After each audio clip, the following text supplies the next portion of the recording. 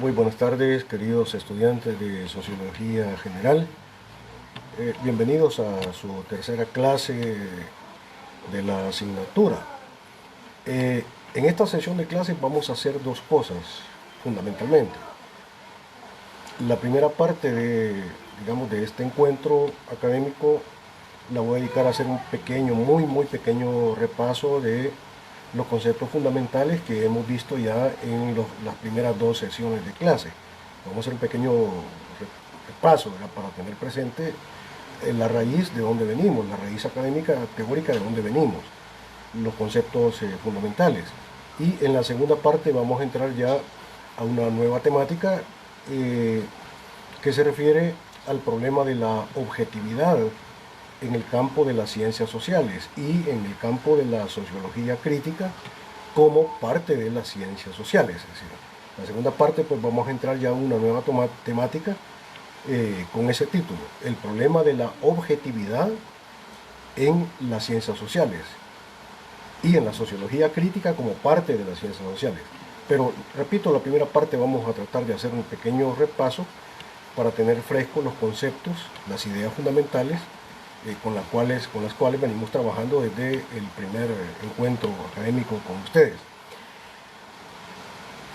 Hablando ya de la parte del repaso, lo primero que habría yo que recordar, para que lo tengamos presente, es definir claramente qué es la sociología, ¿verdad? La sociología la hemos definido nosotros como que es la ciencia crítica de la sociedad. La sociología es ciencia crítica de la sociedad. El objeto de estudio, aquello de lo que trata la sociología, pues son los hechos sociales o los fenómenos sociales, pero por supuesto desde un abordaje crítico dialéctico. Y justamente la sociología como ciencia crítica de la sociedad, pues estudia la sociedad, ¿verdad? Y hemos definido qué es la sociedad. Y hemos dicho que la sociedad es la articulación dialéctica de la acción humana estructurada a partir de determinado sistema de objetivaciones, pero que este sistema de objetivaciones hace posible la transformación esencial de la sociedad a través de una acción científico-ética, que es justamente la acción de la praxis. Entonces, la sociedad es exactamente eso, es la articulación dialéctica de la acción humana que se estructura a partir de el orden dado, a partir de un sistema que está ahí, que es el sistema presente, en este caso es la lógica del capital, y justamente dentro del sistema capitalista es que se estructura la acción humana de los sujetos, verá que construyen la sociedad. Pero justamente en esta primera parte de la definición, el sujeto humano que pretende hacer la sociedad no nos aparece como sujeto, sino que nos va a aparecer como objeto, dominado, determinado, alienado por la fuerza de imposición del sistema, y en este caso la fuerza de imposición del sistema capitalista, el cual sistema capitalista determina qué son las cosas, el así se hacen las cosas, el así se deben hacer las cosas, y establece todo el sistema de antivalores propios de la lógica del capital, ¿verdad? Digamos que pudiéramos hablar ahí de una, si pudiera hablarse, ¿verdad? La verdad que yo siento dificultad de hablar en estos términos, pero digamos que pudiera hablarse de una ética, de un modo de ser dentro de la lógica del capital. La lógica del capital te establece el marco teórico de lo que es bueno, ellos te determinan también lo que es malo, lo que es socialmente aceptable, lo que no es socialmente aceptable. Es un marco teórico, ideológico, ético que ellos determinan. Es la contraética del capital, ¿verdad? Por ejemplo, uno de los elementos de la contraética del capital es aquel principio popular que todos conocemos: tanto tienes, tanto vales. Nada tienes, nada vales. Ese principio opera en la realidad, digamos, y de alguna forma guía y orienta la acción humana alienada de las personas. De eso pudiéramos hablar largamente toda la tarde, de cómo el sistema capitalista trastoca, pervierte, ¿verdad?, ensucia todos los principios éticos. De eso pudiéramos hablar, pero tendidamente toda la tarde. Ahora la gente ya no se casa por amor, se casa por interés, ¿verdad? ¿Sí? Los ricos y famosos no se casan por amor, ¿verdad? O sea, hoy se casan, mañana se divorcian y se vuelven a casar, etcétera, etcétera. Sí, hay un trastocamiento, pero digamos de los valores. Por eso yo no hablo de valores capitalistas, sino más bien de antivalores. Pero eso es lo que opera en la realidad, ¿verdad? La gente, es decir, por ejemplo, el buen profesional de la contaduría pública, el magnífico, el brillante profesional de la administración de empresas, va a la empresa a solicitar trabajo, pero no consigue el mejor puesto, porque el mejor puesto se lo dan al profesional arrastrado, al profesional, digamos, que únicamente le endulce el oído al dueño de la empresa, o a la chica que, entre comillas, está dispuesta a todo, ¿verdad? Entonces el buen y magnífico profesional de la contaduría, de la administración de empresa, no consigue el empleo. Pero no es porque sea incapaz, así, no porque no está su praxis o su práctica no está de acuerdo con los antivalores de la lógica del capital. Entonces, la acción humana es aquella acción humana que se estructura a partir de ese marco corrompido, ¿verdad? De ese marco de antivalores, ¿verdad? De la lógica del capital. En pocas palabras, queridos estudiantes, el sistema tiene una fuerza de imposición y se construye a unos sujetos que no son sujetos, sino que más bien son objetos, y los construye y los elabora a su imagen y semejanza, ¿sí? A imagen y semejanza de los intereses del sistema, de la clase dominante. Por eso ustedes que en la lógica del capital hemos hablado que hay dos clases fundamentales, la clase capitalista y la clase trabajadora. Son dos clases. Pero también es una acción humana que se estructura a partir, digamos, de la construcción de las posibilidades de transformación del sistema. El sistema te aliena, ¿cierto? Pero también el sistema construye, aunque no lo pretende, pero lo hace de hecho, ¿sí? Construye las condiciones de posibilidad para destruir el mismo sistema y construir una sociedad superior, como es la dictadura del proletariado, ¿sí? Marx claramente estableció, lo demostró, que el carácter contradictorio, las contradicciones esenciales de la lógica del capital conducen, llevan de forma necesaria no a la democracia. La clase trabajadora no debe luchar por lograr una falaz democracia, sino que el objetivo estratégico de la clase trabajadora es construir la dictadura del proletariado. ¿Ves?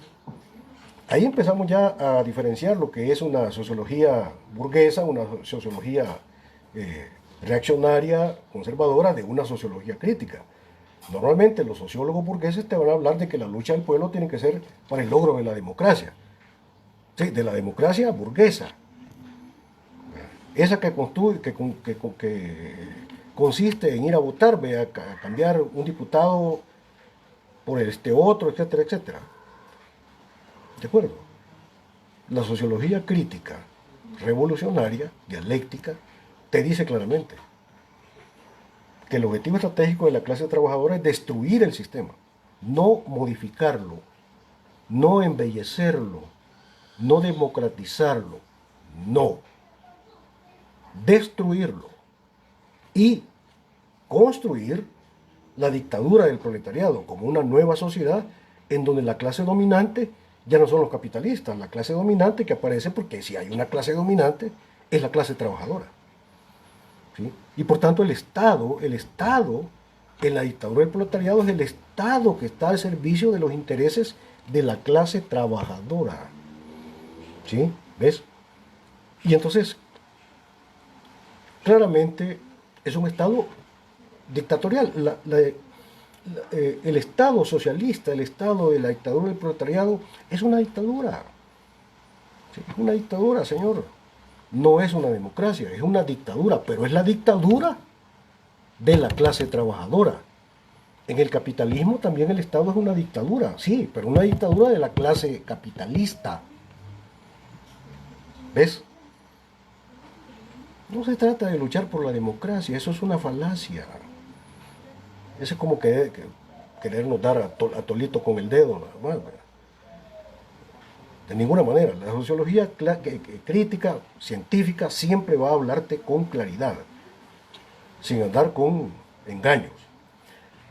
Entonces, esa es la sociedad, esa es la definición de la sociología como ciencia crítica. El objeto de estudio, aquello de lo que trata la sociología, es exactamente del estudio de los fenómenos sociales, el estudio crítico de los fenómenos sociales. Ahora bien,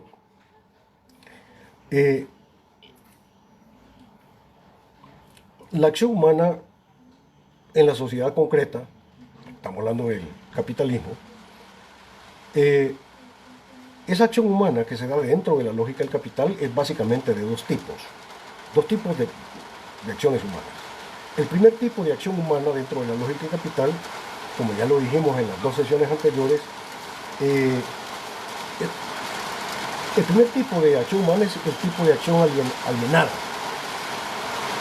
Es ese tipo de praxis que verdaderamente ni siquiera es praxis, sino que es una acción reiterativa en donde la acción de los hombres y las mujeres, por supuesto, es una acción que únicamente afianza, refuerza, profundiza y le da larga vida al sistema. ¿Sí? En donde los cambios son más bien un cambio para no cambiar, es la misma mica, solo que revolcada. Es ir a votar, es cambiar a este presidente por este otro, es pasar de ser miembro de este partido político a este otro partido político. Es la misma mica, solo que revolcada. Ahí no está cambiando absolutamente nada. Te dije que Juan, cuando va a la fábrica, hace varias cosas. 1. Produce mercancías. 2. Reproduce el sistema. 3. Fortalece a su enemigo de clase porque hace más rico a los ricos. Y 4. Fortalece el Estado. Sí, el Estado capitalista.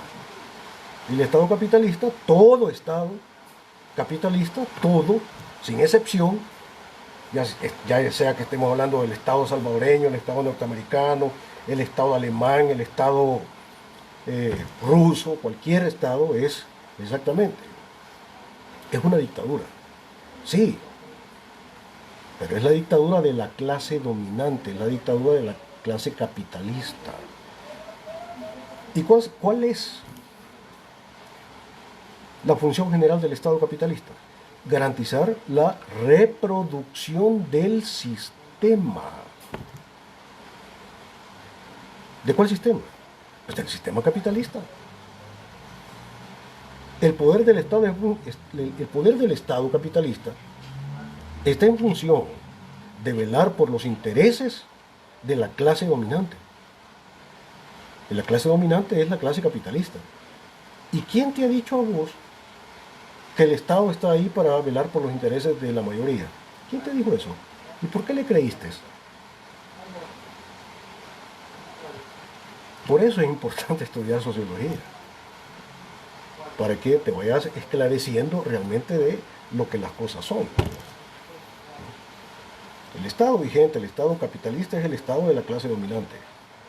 Ahora bien, como te dije anteriormente, la lógica del capital, el sistema capitalista, se crea un mundo a su imagen y semejanza. Se construye a unos sujetos que no son sujetos, sino que son objetos a imagen y semejanza de los intereses del sistema, del modo de ser del sistema, de los antivalores del sistema, de las leyes del sistema, de los propósitos del sistema, del sentido y del significado que nos impone el sistema. Y para hacer eso ahí están todos los aparatos ideológicos del Estado, todos los medios de comunicación, desde la mañana, desde las 5 de la mañana hasta que anochece, ahí están los medios de comunicación, metiéndote en la cabeza, diciéndote qué es la realidad, cómo funciona la realidad, qué es lo bueno, qué es lo malo, etcétera, etcétera. Esos se llaman aparatos ideológicos del Estado. Todos los medios de comunicación, el sistema de medios, ese es su trabajo. Su trabajo no es informar. Su trabajo no es decir la verdad. Eso no es su trabajo.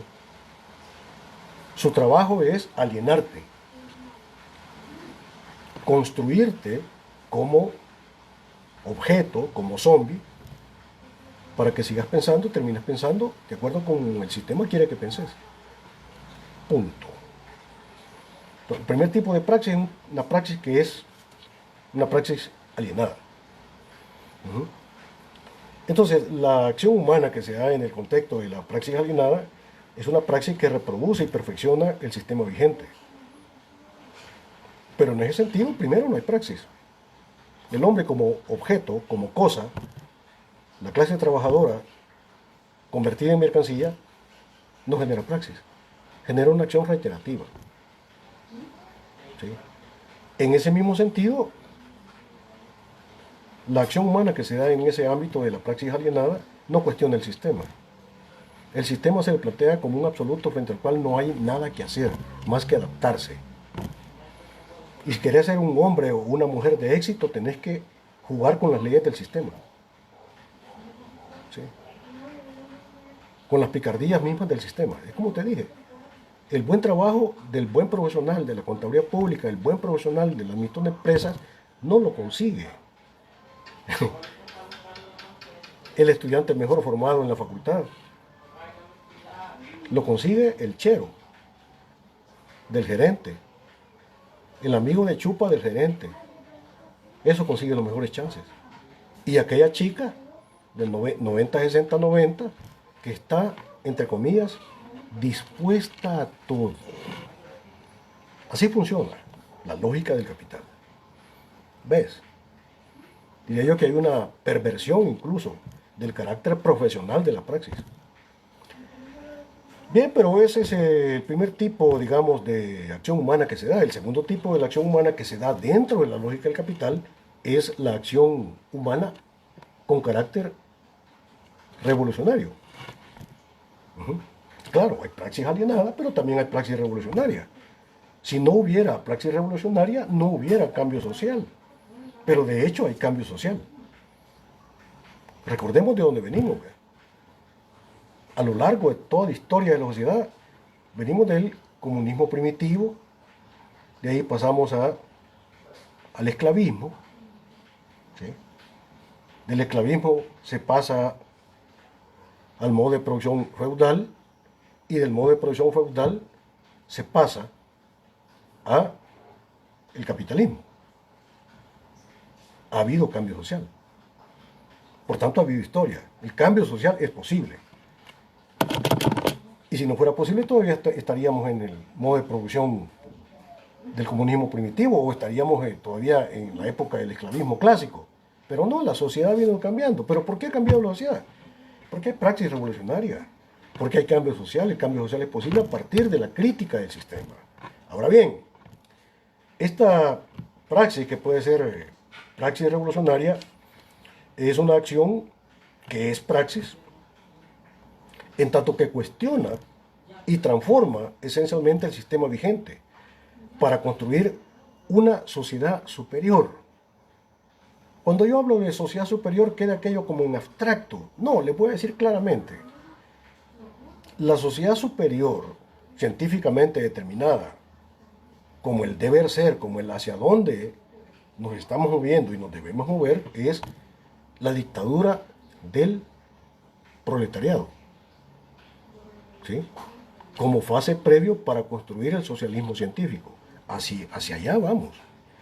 Entonces hay praxis revolucionaria. Ahora bien, no cualquier acción humana, por bien intencionada que sea, es revolucionaria. Para que haya praxis revolucionaria se deben tener en cuenta determinados elementos, condiciones, requisitos. ¿Hay praxis revolucionaria? Sí, solo sí hay conciencia de clase. Si no hay conciencia de clase, no puede haber praxis revolucionaria. Porque quiero decir algo muy, muy importante.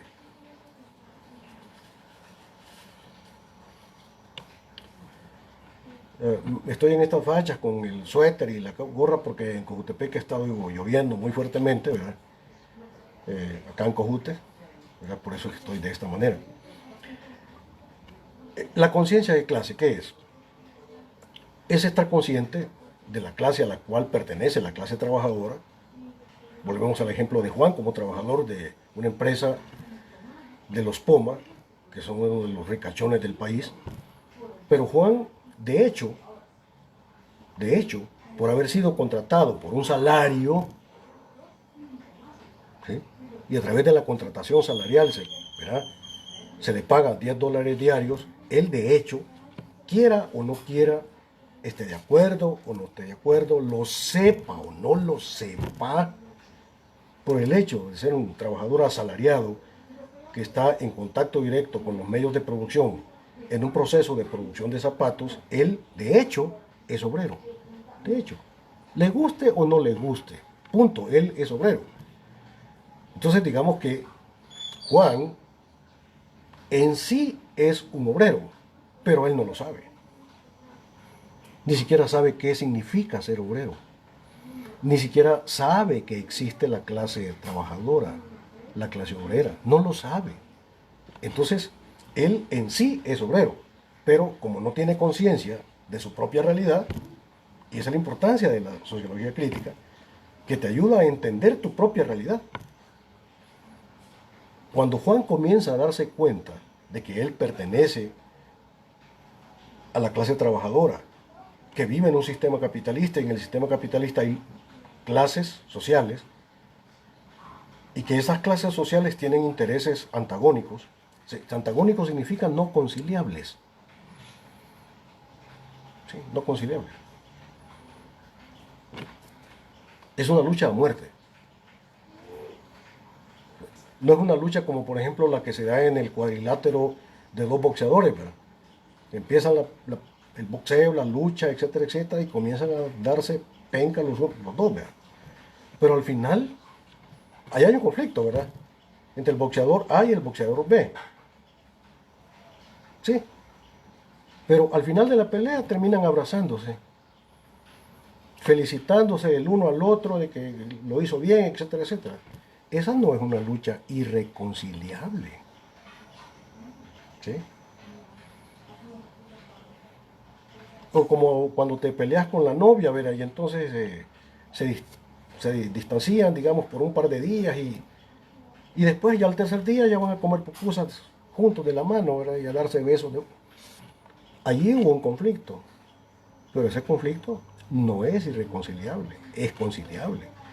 La lucha entre la clase trabajadora y la clase burguesa es irreconciliable. Es una lucha a muerte.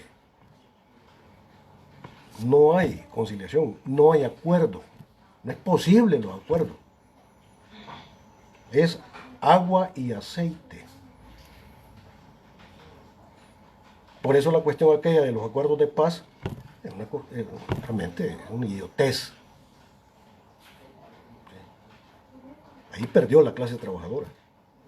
Se traicionó la revolución, pero de eso vamos a hablar tal vez en otro momento. Es una lucha irreconciliable. Juan se da cuenta que hay lucha de clases, hay clases sociales. Él se da cuenta que pertenece a la clase trabajadora y comienza a estudiar. Porque cuando yo digo darse cuenta, no significa que no sé, por obra de magia te cae en la cabeza el conocimiento, un día te acostaste y te levantaste y ya comenzaste a saber. No, implica todo un proceso de educación, un proceso de formación popular. Hay que estudiar, hay que investigar, hay que darse cuenta. Y la ciencia social crítica, la sociología crítica, tiene un gran papel, una gran función en el proceso de construcción de conciencia de clase, de la clase trabajadora. El objetivo de la clase, de la sociología como ciencia, no es justificar el orden establecido, no es fundamentar el orden establecido o adormecer a las masas, no. Es la sociología como ciencia crítica de la sociedad está comprometida, es una ciencia comprometida, no es una ciencia neutral. Esto lo vamos a ver quizás en la próxima temática, no en la temática de hoy, sino que en la próxima temática, de cómo la ciencia, la sociología como ciencia crítica, es una ciencia comprometida, no es una ciencia neutral. Ajá, ¿cómo no? ¿Y comprometida con quién? Comprometida con los intereses de liberación de la clase trabajadora. Ese es su interés. Es una ciencia comprometida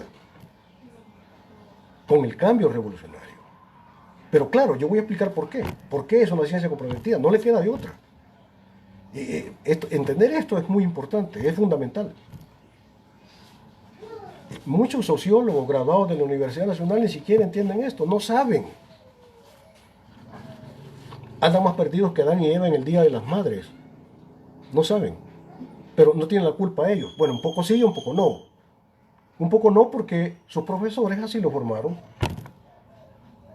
Profesores desviados, reformistas, conservadores, reproducen esa visión conservadora en el montón de estudiantes. ¿Verdad? Y los estudiantes no hacen más que repetir lo que les dijo el profesor. Y si el profesor era conservador, era procapitalista, entonces los estudiantes igualmente son acríticos, ¿sí? Son zombies sociales. Creen que el sistema no se puede transformar. Se adaptan. ¿A dónde va Vicente? ¿A dónde va toda la gente?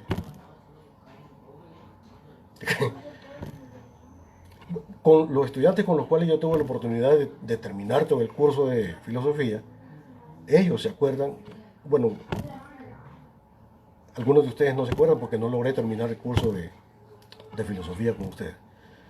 Se acuerdan de que yo les decía que las personas que vemos el sistema como un absoluto, como algo que no se puede transformar, como una especie de destino, frente al cual no hay nada más que hacer que agachar la cabeza, ¿sí? Está retomada en los dichos populares. Uh-huh. Porque se ve la realidad como si fuera una especie de destino. El que nace para tamales, del cielo le caen las hojas. O como dice aquella buena canción Salsa, hay buenos mensajes en la salsa, pero en la salsa crítica. No en la bachata, sino en la salsa. La vida es así, no la he inventado yo, ¿verdad? Porque es una vida que se me aparece como si fuera, como si estuviera más allá de la praxis. Solo tengo que adaptarme y agachar la cabeza. La ciencia social, como sociología crítica de los fenómenos sociales, está ahí para construir conciencia de clase, pero para tener conciencia de clase, primero, hay que conocer cuál es el objetivo estratégico de la clase trabajadora. Para no andar participando en elecciones ni creando partidos políticos, ni andarse preocupando de que si en las encuestas subió Nayib o bajó Nayib, y a mí qué me importa. Eso no me interesa. No tiene nada que ver con la conciencia de clase. Eso es puro enfoque burgués. ¿Y qué me interesa? Sí. Si gana o no gana Nayib, ¿y qué pues? ¿Acaso él va a hacer la revolución? No. Lo que él va a hacer es perfeccionar el sistema. O cambiar los diputados de Gana por los del PCN. Es la misma mica, solo que es revolcada. Eso no es del interés de la clase trabajadora. Entonces, para tener conciencia de clase, primero hay que conocer cuál es el objetivo estratégico de la clase trabajadora. Y el objetivo estratégico de la clase trabajadora es destruir el Estado capitalista y construir la dictadura del proletariado. Segundo, debe saber el miembro de la clase obrera cuál es su enemigo fundamental. Su enemigo fundamental no es un partido político, ni un ministro, ni el presidente. ¿Sí? Su enemigo fundamental es la clase capitalista, la clase dominante. Ese es su enemigo fundamental. ¿Sí? Y claro, pues por supuesto que sí, todos los diputados electos, el presidente electo, en tanto que son funcionarios que están ahí para defender los intereses de la clase capitalista, entonces también son mis enemigos. Pero por eso, porque son representantes, porque son los choleros de los intereses de la clase dominante. Pues eso es lo que son. ¿De acuerdo? Tercero, debe saber qué es el Estado capitalista y saber cuál es su praxis frente al Estado. ¿Qué es el Estado? El Estado capitalista es la organización social del poder de la clase capitalista para imponer sus intereses de clase como capitalistas al conjunto de la sociedad. Por tanto, el Estado es un instrumento de dominación. Eso es lo que es el Estado, que está ahí para velar por los intereses de la clase dominante y dominar, sojuzgar a la clase trabajadora. Esa es la función del Estado. ¿Y de dónde diablos, perdón la expresión, y de dónde saca la gente, la pobre gente, que el Estado está ahí para construir la democracia? Ese es el cuento que nos han metido en la cabeza la clase dominante a través de los medios de comunicación. ¿Sí? Yo posteé en mi cuenta de Facebook, el dilema no es entre dictadura y democracia. No, ese no es el pleito. Decirle a Bukele que es dictador, pues sí. ¿Y qué esperabas, pues? Claro, por supuesto que es un dictador. Pero cuando la gente le dice a Bukele que es dictador, es como estar suponiendo de que pudiera no serlo. No, no puede no serlo. Tiene que. Ese es su trabajo, ser dictador. En función de la clase dominante. Él está ahí para eso.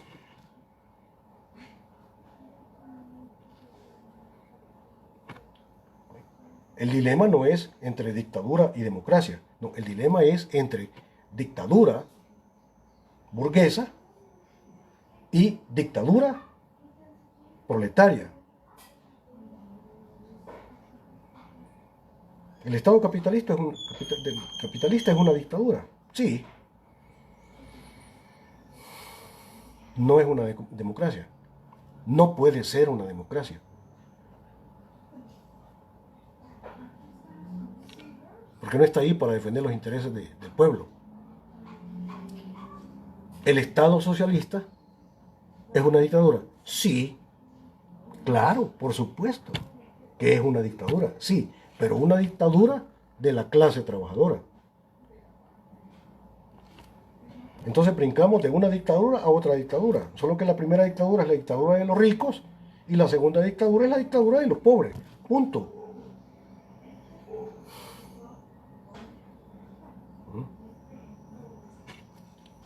Y solo la dictadura del proletariado, el Estado del proletariado como dictadura del proletariado, solo ese Estado puede ser democrático. Si democracia significa poder del pueblo. Solo en la dictadura del proletariado puede el poder estar en función de los intereses de la mayoría, es decir, del pueblo. El Estado capitalista jamás puede ser democrático, jamás. Bueno, entonces,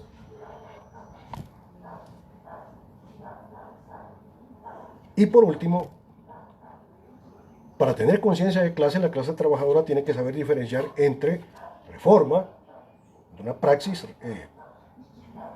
reformista, que verdaderamente no es praxis, y una praxis revolucionaria. No es lo mismo reforma que revolución. Reformar el sistema es simplemente modificarlo. Es la misma mica, solo que revolcada. Cambios cosméticos dentro del sistema.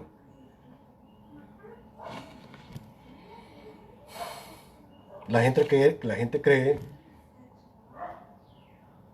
que va a haber un gran cambio, porque en el 2021 el número de diputados lo va a tener a la presidencia.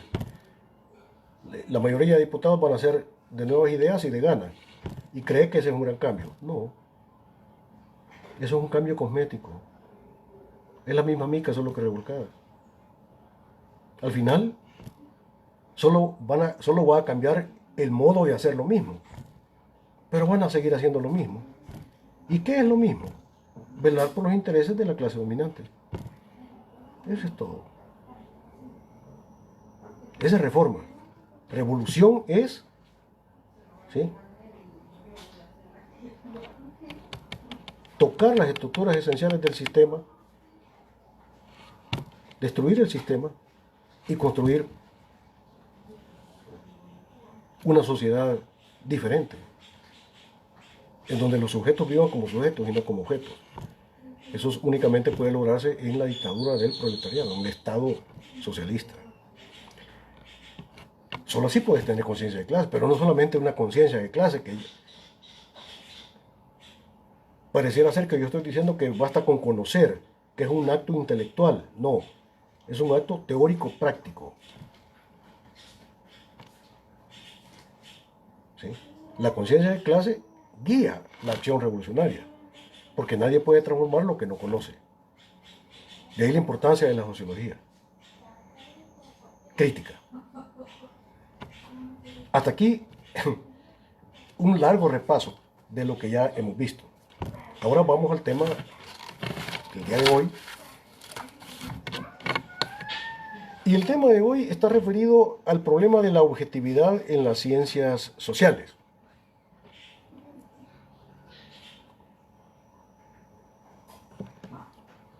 Compañeros estudiantes, yo quisiera que me reportaran si se está escuchando bien, ¿sí? ¿Cómo está ahí la audiencia, la recepción? Si estamos bien. Porque a veces uno cuando habla acá no tiene como claridad de cómo está llegando allá toda la información a los receptores. Entonces, por favor, díganme si se está escuchando bien, si hay buena recepción.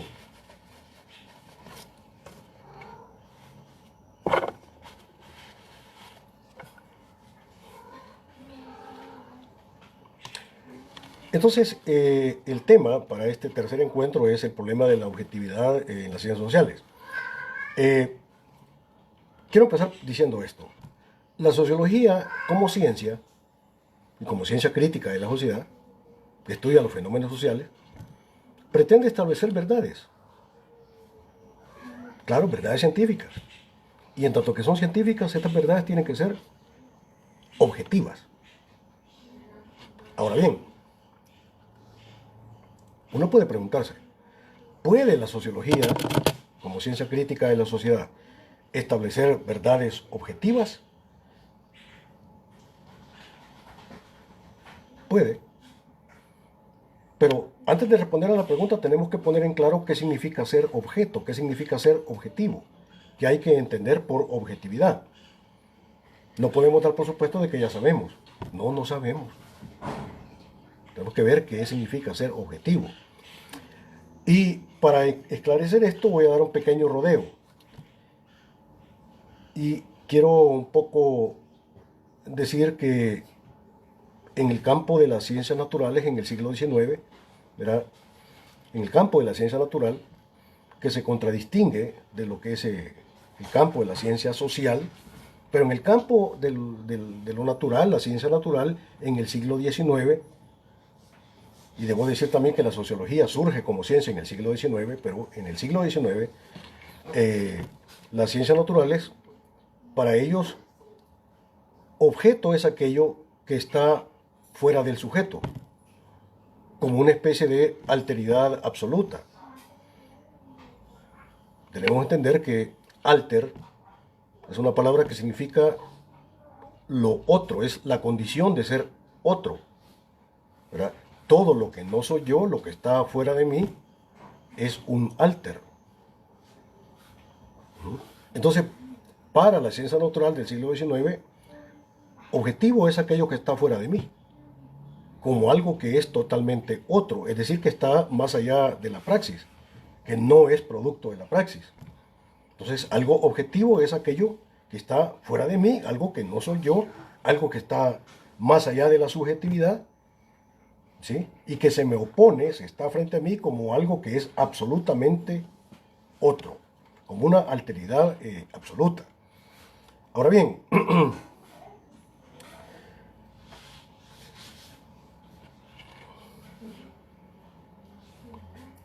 ese alter, esa realidad, digamos, objetiva, para la ciencia natural es aquello que es y existe más allá de la praxis. Por tanto, por ello, la objetividad científica de la ciencia natural se basa en establecer, ¿sí?, frente a la realidad, la ciencia natural como ciencia pretende establecer básicamente dos cosas. Determinar cómo es el fenómeno, estamos en el campo de la descripción del fenómeno, y también va a tratar de establecer por qué es como es. Intenta dos cosas fundamentales, es decir, cómo es el fenómeno y por qué es como es. Primero, el campo de la descripción y el segundo es el campo de la explicación. Punto. Ahora bien, la ciencia natural pretende explicar. Y explicar es únicamente poner en la evidencia, dejar en claro cuáles son las leyes del fenómeno. Punto. Decir por qué las cosas son como son. Y entonces tiene el científico social frente a la realidad, ¿sí?, de acuerdo con esta visión de la ciencia natural, únicamente tendría que tener una relación constatativa de la realidad. Las cosas son así como son y lo único que voy a hacer es explicar por qué es que son como son. Punto. ¿Las puedo transformar? No. No, porque están más allá de la praxis. La vida es así, no la he inventado yo. Y lo único que puedo es decir por qué es que son así. Punto. Es una relación de tipo constatativa de la realidad. Es más o menos como cuando el contador público hace un balance y bueno, hizo el trabajo, ¿verdad? Y los datos le cuadran, ¿verdad? Y punto. Este contador únicamente constata y dice que así es. Pero se puso a criticar. ¿Hay un elemento de crítica en ese trabajo constatativo de la realidad? No. Este contador público no se preocupó si el proceso de acumulación de capital o el proceso de acumulación y de producción de riqueza implicó la explotación de la fuerza de trabajo. No, no le interesa. Lo único que le interesa es que el balance le cuadre. Punto. Es un ejercicio meramente constatativo, no implica un elemento de crítica. Ahora, he hablado de la ciencia natural porque cuando la sociología surge o comienza a constituirse como ciencia, ¿sí?, los científicos de la ciencia natural querían imponerle a la sociología su mismo marco analítico, su mismo marco categorial como ciencia. Es decir, la ciencia natural tiene un marco analítico propio de la racionalidad instrumental, oigo, racionalidad instrumental, que frente a la realidad solo se pregunta cómo es el fenómeno y por qué es como es, punto. Es una relación de tipo constatativa. Entonces, los científicos de la ciencia natural querían imponerle ese modo de análisis a la sociología como ciencia. Y entonces decían ellos que la sociología como ciencia lo único que tenía que hacer es constatar la realidad, pero no criticarla.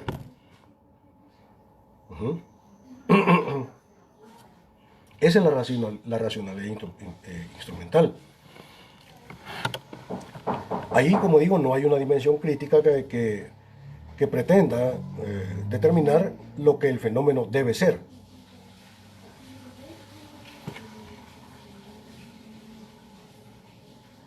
La racionalidad instrumental, que es propia de la ciencia natural y también es propia de la sociología burguesa, esa racionalidad instrumental únicamente constata la realidad. Tiene una visión contemplativa de la realidad. Y entonces para la visión sociológica contemplativa, la visión sociológica burguesa, y pues las cosas deben ser pues lo que son. Gracias. Las cosas deben ser lo que son. No hay contradicción entre ser y deber ser. No. Porque las cosas deben ser exactamente lo que ellas son. Punto. No hay a dónde ir. ¿Sí? No hay crítica. Y por tanto, como no hay crítica de lo que es, y se supone que lo que es exactamente lo que debe ser, porque lo que es, que es el sistema capitalista, es lo que debe ser. Y se me plantea entonces como una especie de absoluto, como una especie de destino. ¿Sí? Como algo perfecto. Entonces, como no hay crítica, significa que el capitalismo, que es lo que es decir, lo que hay en la realidad, es lo que per secula seculorum debe haber. Significa que no hay futuro. Significa que el sistema se me presenta como un perpetuo presente, como algo que no puede ser cambiado, que no puede ser transformado, ¿sí? Y en ese sentido, como repito, se me presenta como un absoluto. Y si eso fuera así, ya digo, no hay futuro, no hay historia. Hubo historia en el pasado, pero la historia ya terminó, punto. Hubo historia porque pasamos de la comunidad primitiva al esclavismo clásico, del esclavismo pasamos al feudalismo, y del feudalismo pues pasamos al capitalismo. Entonces hubo historia, pero ya no la hay. Porque con el capitalismo terminó la historia. No hay futuro, no hay a dónde ir. Lo que es coincide exactamente con lo que debe ser. La praxis está cerrada. O sea, la praxis como crítica científica de la realidad, como transformación de la realidad, no es posible. La única praxis que es posible, que al final no es praxis, es la acción humana reiterativa. Como cuando Juan va a producir, va a trabajar a la fábrica, produce zapatos, fortalece el sistema, fortalece a su enemigo de clase, fortalece el Estado y por tanto nada pasa, la vida sigue igual. Solo que claro, él cada vez va siendo más rico y el rico va siendo, que Juan cada vez va siendo más pobre y los Pomas van siendo permanentemente más ricos. Con el agravante de que Juan va a ser despedido, va a ir a la calle, como cosa vieja, inservible, porque se volvió viejo, incapaz, porque se enfermó, le dio COVID, y entonces perfectamente es sustituible por 4, 20, 30 jóvenes que están en la calle. Sí. Y porque también los Pomas utilizan los hallazgos científicos para perfeccionar los medios de producción, compran una maquinita que le hacen mejor el trabajo que Juan hace. Mejor compra la máquina y despide a Juan. Así funciona la lógica del sistema. ¿Sí? Hay un proceso, en la lógica del capital, en el proceso productivo capitalista, la fuerza de trabajo como mercancía va perdiendo cada vez más poder frente al capital. Y el capital va ganando cada vez más poder frente a la clase trabajadora. Y entonces, dentro de la lógica, es la de no acabar. Hay un permanente perfeccionamiento y fortalecimiento del sistema. Ahora, pero este es un tipo de praxis, que es una praxis de tipo reiterativa. Entonces, objetivo es aquello que está fuera del sujeto y que no depende de la acción del sujeto, y por tanto, objetivo es aquello que se me impone. Objetivo es aquello que tiene fuerza de imposición frente al sujeto. Ese es objetivo. Ahora bien, pero desde la óptica de la sociología como ciencia crítica, nosotros vamos a entender que objetivo no es solamente la fuerza de imposición del sistema, no es solamente el poder del sistema que termina dominando a la persona, deshumanizando a la persona, convirtiéndola en cosa, convirtiéndola en mercancía. El poder del sistema que construye a los sujetos a su imagen y semejanza. Hay objetividad por el lado de la fuerza de imposición del sistema, pero también hay objetividad por el lado de la acción humana de los sujetos sociales que tienen conciencia de clase. Hay fuerza de imposición también por el lado de la praxis revolucionaria con conciencia de clase, con capacidad de transformar el sistema. Es decir, la lucha revolucionaria, cuando es auténticamente revolucionaria, es objetiva, tiene fuerza de imposición. Esa es la otra parte, digamos, que vamos a ver en la próxima sesión. Hay objetividad por la fuerza de imposición del sistema, porque está ahí, es real, me afecta, me determina. Pero también hay objetividad por el lado del sujeto. Sí, solo sí, este sujeto es un sujeto revolucionario. Y dentro del sistema capitalista, la única clase revolucionaria es la clase trabajadora. Pero ¿por qué la clase trabajadora es la clase revolucionaria? ¿Y por qué no la clase burguesa?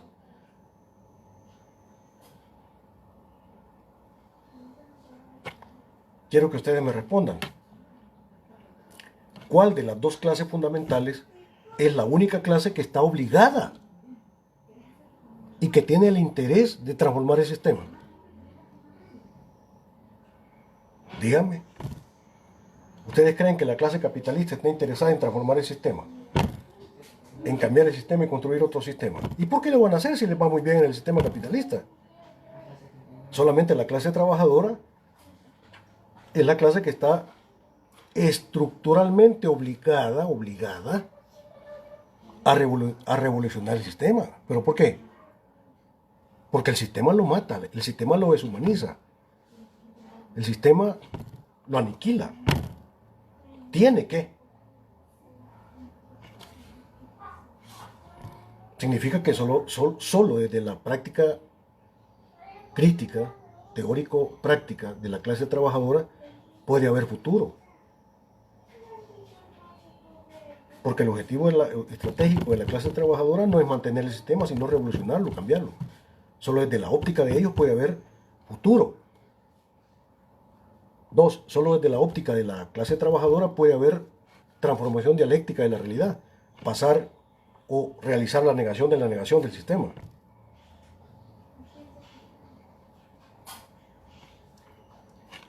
Solo desde la óptica de la clase trabajadora puede haber ciencia social, como sociología crítica.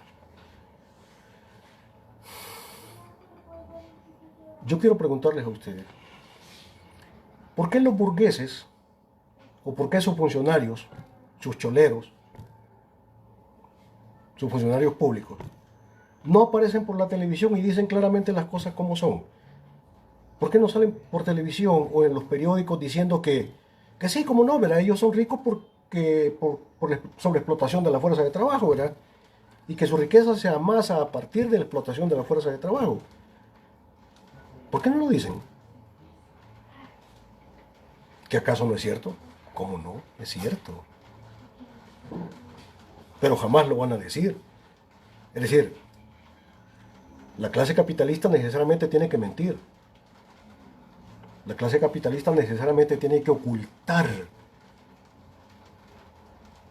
las contradicciones del sistema.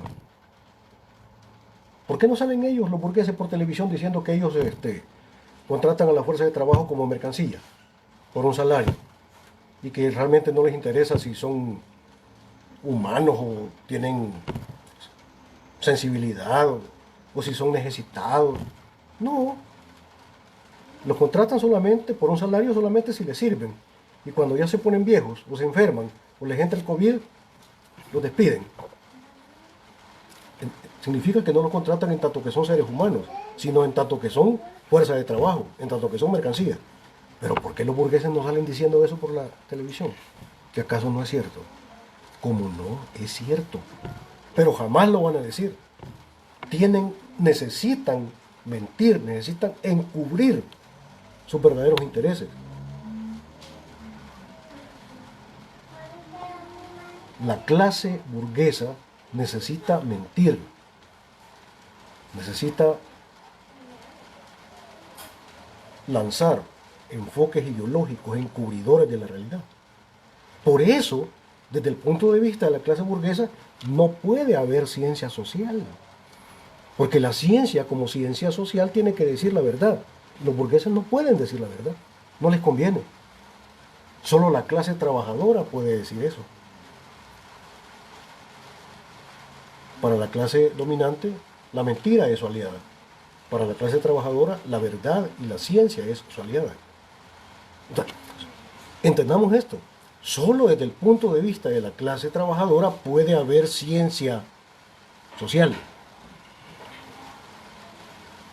Por eso, la sociología como ciencia tiene un compromiso como ciencia con el punto de vista de la clase trabajadora.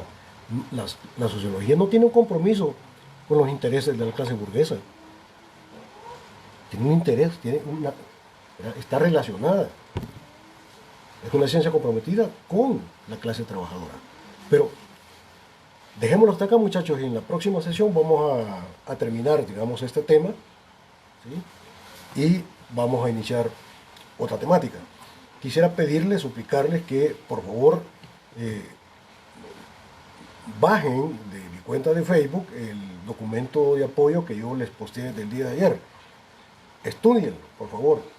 ¿Ya? Analícenlo. Critíquenlo. Saquen las ideas fundamentales.